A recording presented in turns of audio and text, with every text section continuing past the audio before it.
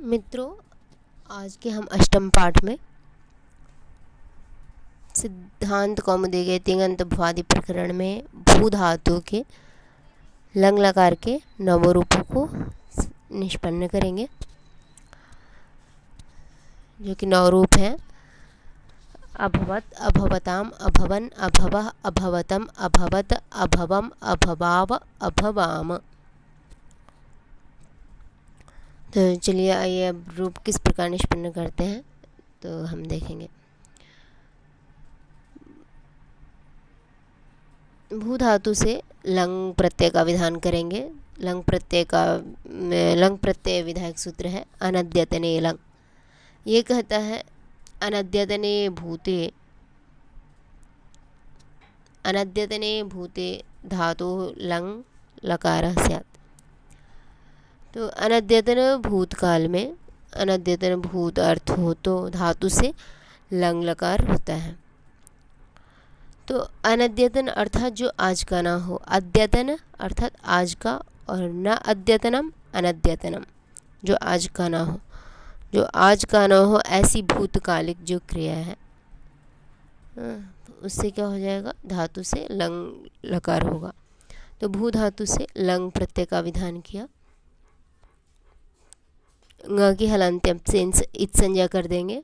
पुनः जो ल का आ है उसका भी उपदेश अनुनासिक इत से, उपदेश में अनुनासिक अच की इत संज्ञा होती है, तो उससे क्या की भी इत संज्ञा करके केवल ल हलंत शेष रहेगा, भूल।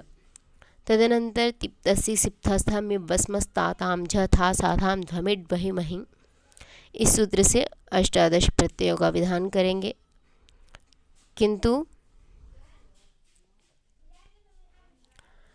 किंतु यहाँ पर हमें एकत्व की विवक्षा है, अतः एक वचन का प्रत्यय लेके आएंगे।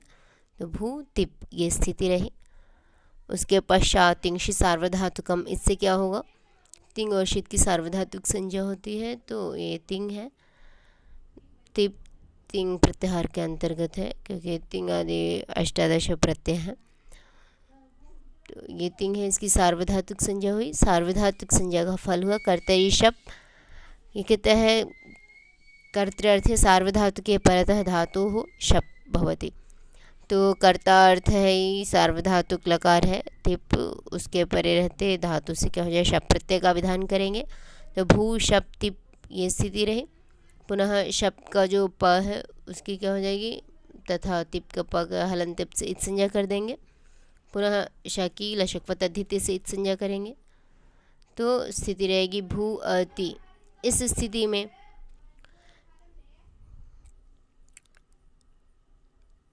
सूत्र की प्रवृत्ति होगी लुंग लंग रिंग ष्वडुदात्ता।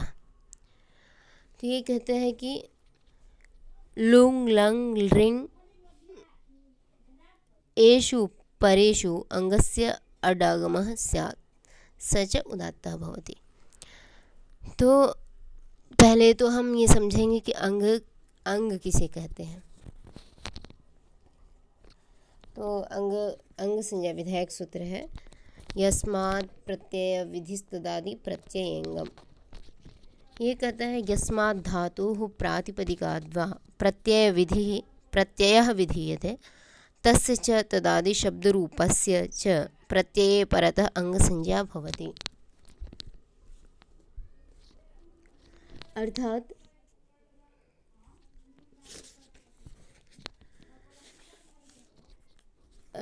जो मतलब जिस धातु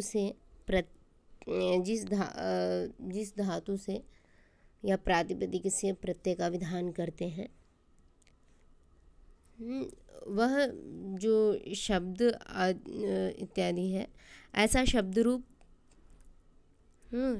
धातु या शब्द प्रातिपदिक प्रत्यय के परे रहते क्या होता है, अंग संज्ञा होता है। तो ये जो भू धातु है उसकी अंग संज्ञा हो गई, अंग संज्ञा है ही हो गई यस्मात् प्रत्यय विधिस्तदादि प्रत्ययंगम से। पुनः लुंग लंग रिंग ष्वडुदात्त इस सूत्र की प्रवृत्ति कराएंगे, तभी हमें अंग संज्ञा अंग मिल पाएगा। तो लुंग लंग रिंग षोडदात्तक, ये कहते हैं लुंग लंग रिंग के परे रहते अंगों को अट आगम होता है। तो अंग संज्ञा हमने किसकी की है? भू की है। तो भू की अंग संज्ञा हुई। और तो अंगों को ये यहाँ पे क्या है? लंग परे है। लंग, क्योंकि लंग के स्थान पे ही तिवादी प्रत्यय का विधान किया है, तो लंग प्रत्यय परे है और लंग परे है। और भू अंग है, उसको अट आगम हो जाएगा। तो ये अट क्या है? टित है। टित होने से आद्यंत उटकितो से आद्यंत उटकितो, इससे क्या हो जाएगा? आद्य अवयव को अटागम होगा। तो अट भू अति ये स्थिति रही। पुनः ट की हलंत्यम से इत संज्ञा कर देंगे, तो अ भू अति ये स्थिति रहेगी। तदनंतर तिंक्षित सार्वधातुकम से इसकी ये जो शप है, षित है, उसकी भी क्या हो जाएगी? सार्वधातुक संज्ञा हो जाएगी। पुनः सार्वधातु का फल होगा सार्वधातुक अर्धधातुकयोः। ये कहते सार्वधातु के अर्धधातु के च परतः इगन्तस्य अंगस्य गुणः भवति। तो ये शब्द क्या है? ये सार्वधातुक है। उसके परे रहते इगंतंग जो भू का ऊ है, उसको क्या हो जाएगा? गुण हो जाएगा। ऊ को गुण ओ हो जाएगा। तो अभो अति ये स्थिति रहेगी। पुनः एचो यवायावः इस सूत्र की प्रवृत्ति होगी। ये कहता है अचि परत एच स्थाने अय अब आय आव इत्येते आदेशाः भवन्ति यथासंख्यम। तो एच प्रत्याहारांतर्गत ओ आता है, अतः ओ के स्थान पे हमने अब आदेश किया। तो स्थिति रही अभव अति, ती का भी इतश्च से लोप कर देंगे। ये कहते हैं इतश्च इस सूत्र की प्रवृत्ति होगी।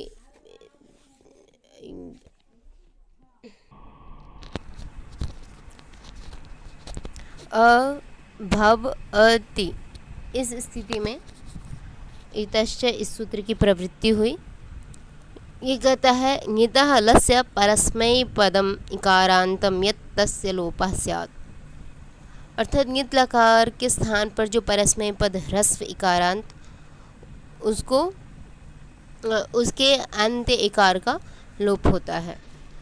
तो ङित लकार के स्थान में ये परस्मय पद तिप प्रत्यय किया था, उसका जो ह्रस्व इकार है उसका क्या हो जाएगा? लोप हो जाएगा। तो त केवल हलंत शेष रहेगा।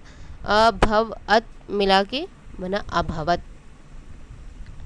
अग्रिम है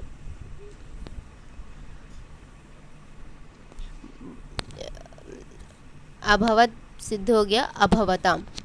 तो पूर्ववत ही अनद्यतने लंग से भू धातु से लंग प्रत्यय का विधान करेंगे, तो भू लंग इत संज्ञा हो के भूल रहेगा।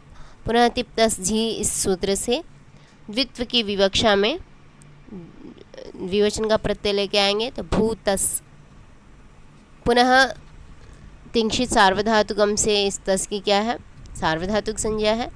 सार्वधातुक संज्ञा का फल करते ही शब्द से धातु से शब्द प्रत्यय का विधान करेंगे, तो भू शब्द तस। पुनः प के हलंत्यम से इत संज्ञा करेंगे, शब्द के जो शब्द का जो प है, पुनः श के लशक्व तद्धिते से इत संज्ञा करेंगे। तदनंतर तस्य लोपा से इसकी इत संज्ञा का लोप करेंगे, तो शेष रह जाएगा भू अ तस। इस स्थिति में लुंग लंग रिंग ष्वडुदात्तः इस सूत्र की प्रवृत्ति होगी। पूर्ववत ही क्या कहते हैं कि लुंग लंग रिंग इत्येतेषु परतः अंगस्य अडागमः भवति स च उदात्तः भवति। तो लुंग लंग रिंग के परे रहते क्या होता है? अंग को अट आगम होता है और वो उदात्त होता है। अंग संज्ञा तो यस्मात् प्रत्यय विधिस्तदादि प्रत्यय अंगम, इस सूत्र से अंग भू की हमने अंग संज्ञा कर दी थी। अतः यहाँ पे लंग परे है और अंग जो है भू ये धातु जो है अंग संज्ञा क्या है इसका? अतः ये अंग है, भू अंग है, उसको क्या हो जाएगा? अटागम हो जाएगा। अट ये हटित होने से आद्यंतो टकितो इस सूत्र से आदि में बैठेगा, तो भू अ अट भू अ तस ये स्थिति रही। पुनः टके हलंत्यम से संज्ञा करेंगे तो अभू अ तस। उसके पश्चात सूत्र की प्रवृत्ति होगी तस थस थमिपाम ताम तम तामा। ये कहते हैं कि ङितश्चतुर्णां तामादयः क्रमात् स्युः।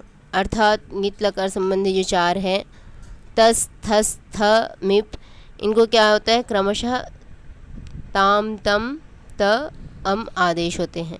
तो यहाँ पे क्या है तस है, अतः इसके स्थान पे हम ताम आदेश कर देंगे। अभू अ ताम ये स्थिति रही। पुनः तिंशित सार्वधातुकम से शब्द की सार्वधातुक संज्ञा हो जाएगी।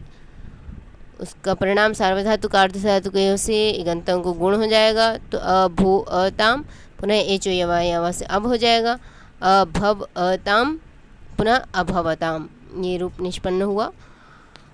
उसके पश्चात बहुत्व की विवक्षा में हम झी प्रत्यय का विधान करेंगे तो अभवन रूप सिद्ध करेंगे।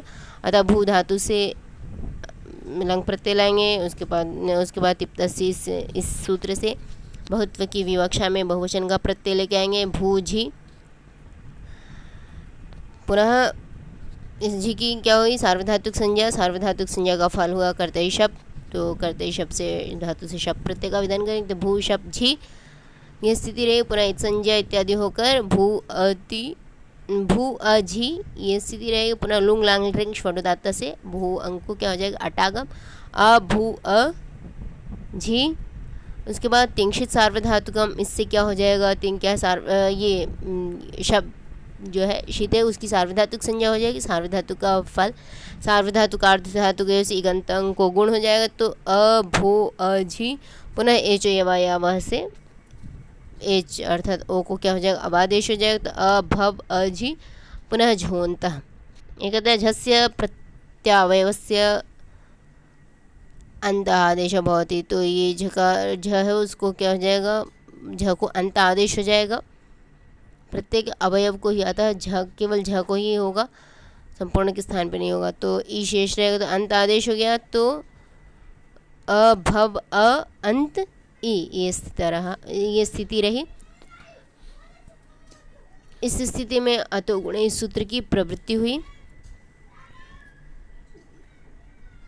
तो ये कथा अपदान्तात् अकारात् परतः गुणे परतः अपदान्तात् अकारात् गुणे परतः पूर्वपरयोः स्थाने पररूपम एक आदेश भवति।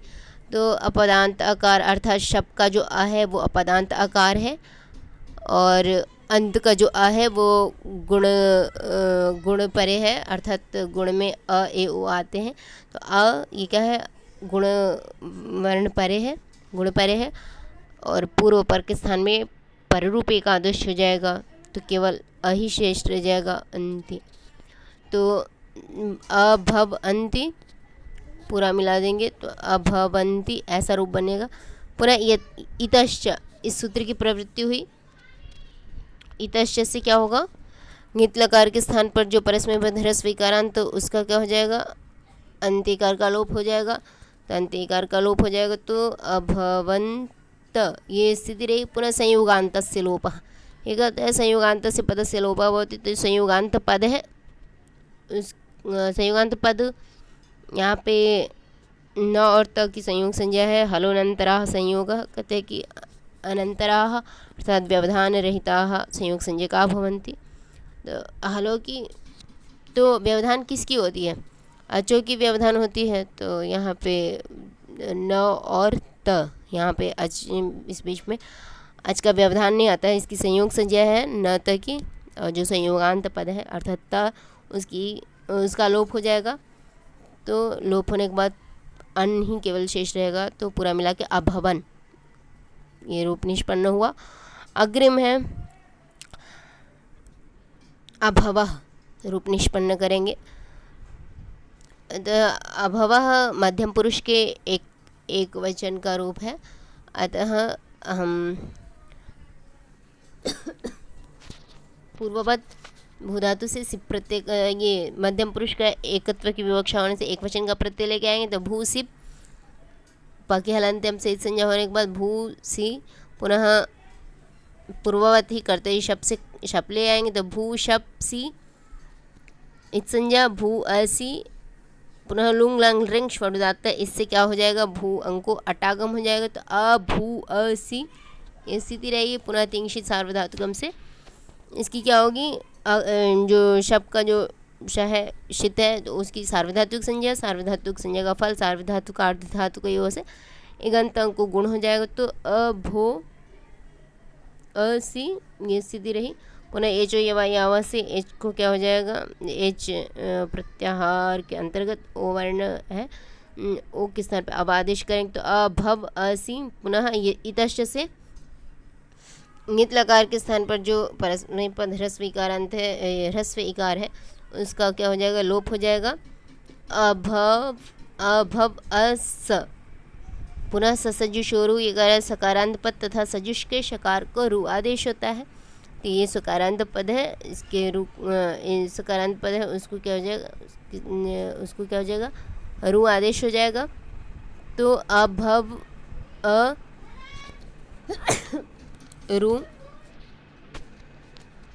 अभव अरु ये स्थिति रहेगा। पुनः उपदेश जनुनासिक से इत संज्ञा होके केवल र मात्र हलंत रहेगा, तो अभवर अभव अर, पुनः ये खर अवसानय और विसर्जनीय है सूत्र की प्रवृत्ति हुई। ये कहता है खरी अवसाने च परतः रेफान्तस्य विसर्जनीय आदेशः भवति, तो यहाँ पे अवसान विराम अवसानम से अवसान संज्ञा कर दिया है, विराम के अवसान संज्ञा होती है।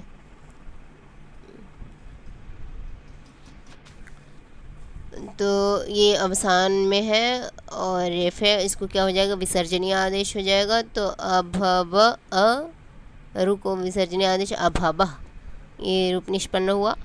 पुनः मध्यम पुरुष के द्विवचन में अभवतम रूप निष्पन्न होगा, तो वहाँ पे द्वित्व की विवक्षा में द्विवचन का प्रत्यय लेके आएंगे, और बहुत्व के विवक्षा में बहुवचन का प्रत्यय लेके आएंगे, तो थस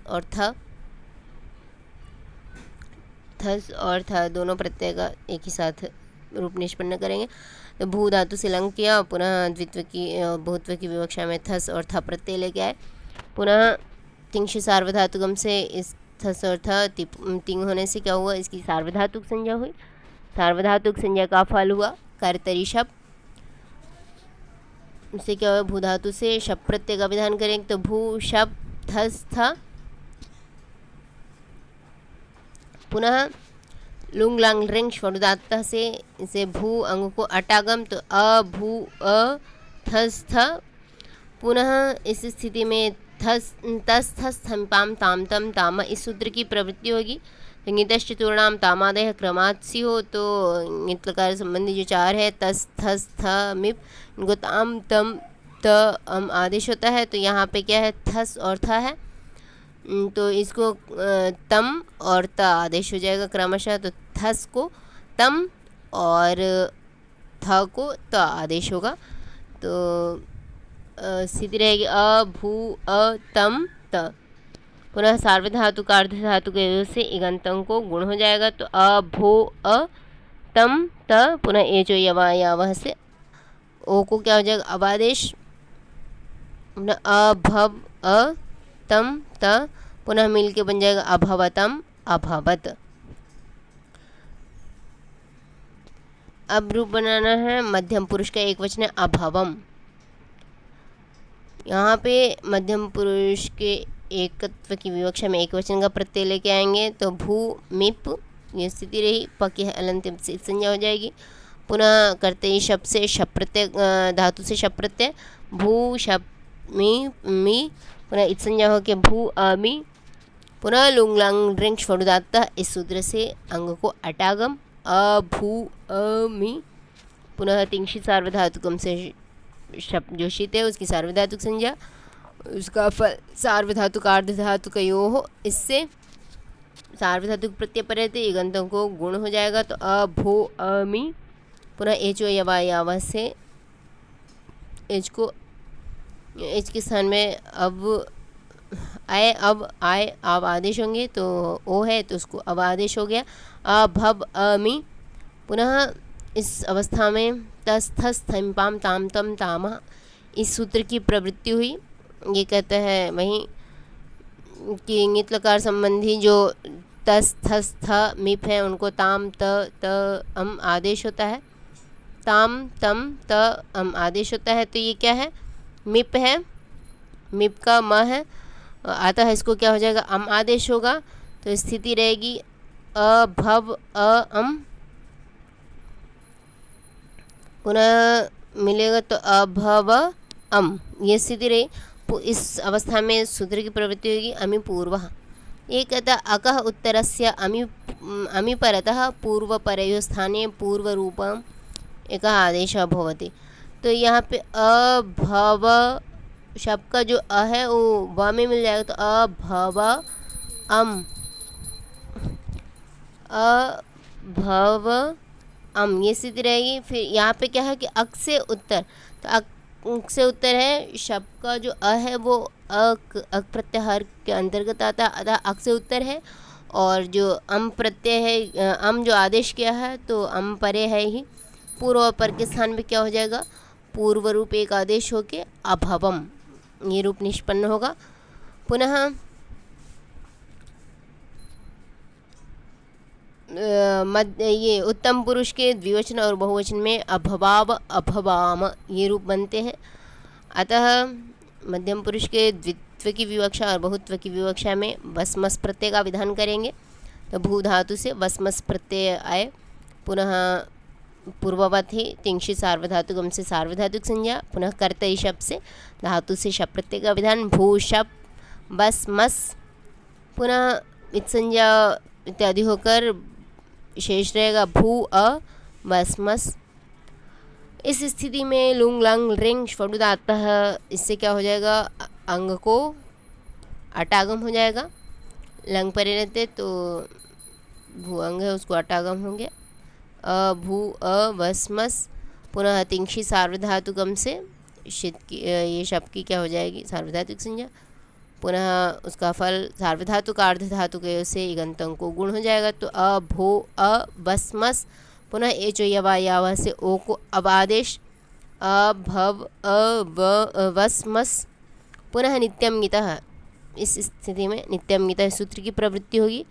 ये कहता है सकारांतस्य ङित उत्तमस्य नित्यम लोपः स्यात्, अतः सकारांत जो ङित है उत्तम पुरुष का, उसका नित्य ही लोप होता है। मतलब ङित संबंधी जो उत्तम पुरुष का जो सकार है स उसका नित्य ही लोप होगा। तो ये बस मस का है, उत्तम पुरुष का सकार है, ङित लकार संबंधी है, उसका क्या हो जाएगा, लोप हो जाएगा। तो केवल ब और म ही शेष रहेगा। अतः स्थिति रही अ भव अ व म, पुनः यहाँ पे अतो दीर्घ हो, ये इस सूत्र की प्रवृत्ति हुई। कहता है ये यादव प्रत्यय परतः,